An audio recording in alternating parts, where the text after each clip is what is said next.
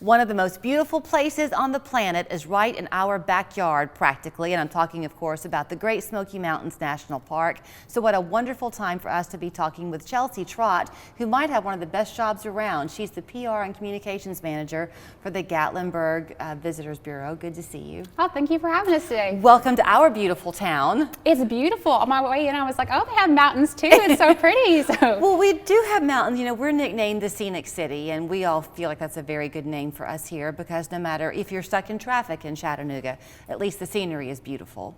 But our mountains are different from your mountains, which is why your mountains are preserved at the Great Smoky Mountains National Park. Yes, and we are so absolutely lucky to be the gateway city in Gatlinburg to the Great Smoky Mountains National Park. Like you said, it's breathtaking here and it's breathtaking there as well. I mean, every day when I drive into work, I'm like, I'm so lucky to get to go and see these scenic mountain views and, you know, all that the nature has to offer up there. It's the endless view. I think that's what surprises me in a good way every time I'm up there, is that it just never ends. It's range after range after range. I think so too. I mean, we have waterfalls. There's over 800 miles of trails to explore in the Great Smoky Mountains National Park.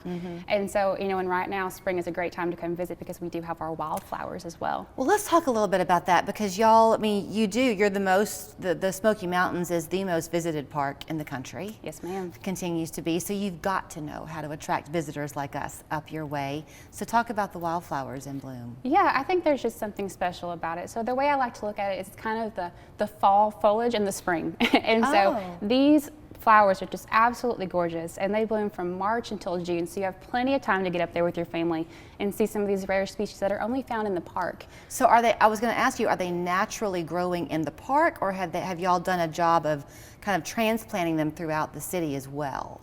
No, so they grow naturally in the park and they attract millions of visitors every year. I mean, there's so many rare species you just can't find anywhere else. And, you know, these flowers really just carpet the floor in certain areas. So it's almost like you're walking through a fairy tale on some of these trails. So if you want to go up there, because boy, you're wetting my whistle.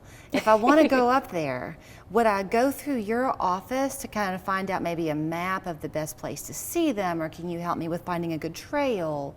How do I do that? Yeah, of course. So obviously, we hope you come through Gatlinburg. I mean, there's so many great things to explore there before you go into the Great Smoky Mountains National Park, but we do offer our vacation guide, and also there are several blogs on Gatlinburg.com on where to find those wildflowers. I mean, there are certain trails that have certain ones, and, you know, and if you're an avid nature-centric person, you know, stop by.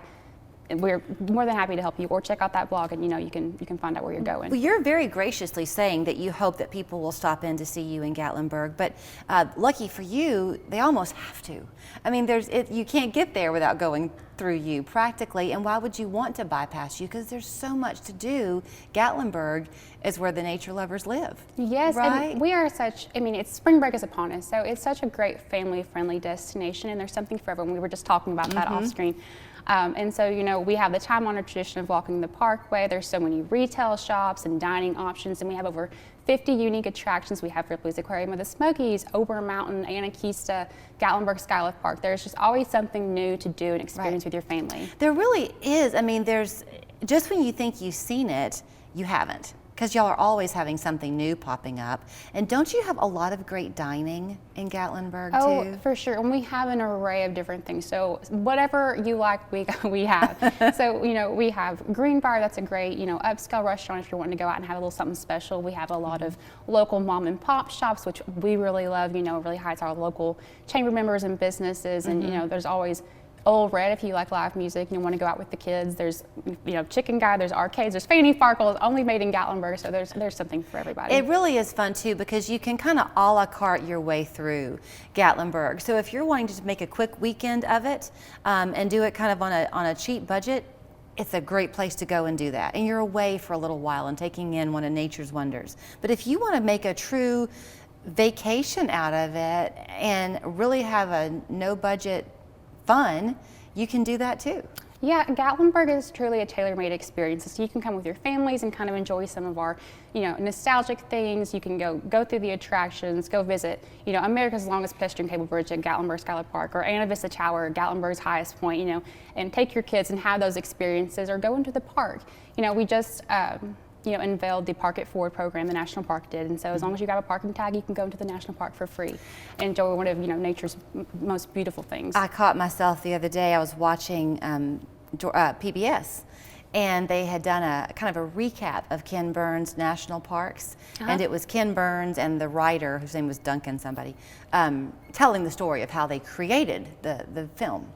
And one of the interviews I thought was really interesting, the writer was saying how he had, that the beauty of the national parks is that they are preserved, so they never change. Yes. So that the memory that you always can bring to mind generationally does not change. And you can go with your kids, and in 50 years, your kids will go back, and it's going to look the same.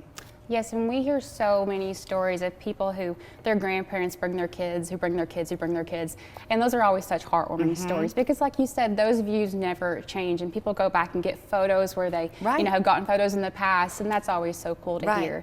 And that's something really cool about the Park It Forward program is all of that money from those parking tags stays inside the Smokies. But I think Gatlinburg factors into that too, because of course you're going to change, but the feel of it and the friendliness of it and the adventure excitement of it is always there. Yes, we are a charming mountain town, and we will always stay that way. And so, like you said, people bring back, family for generations to come, and so we always love hearing those stories. So here's where you can go to learn about how to book your trip, whether it's a weekend trip or a week-long trip or more, at gatlinburg.com. Yes.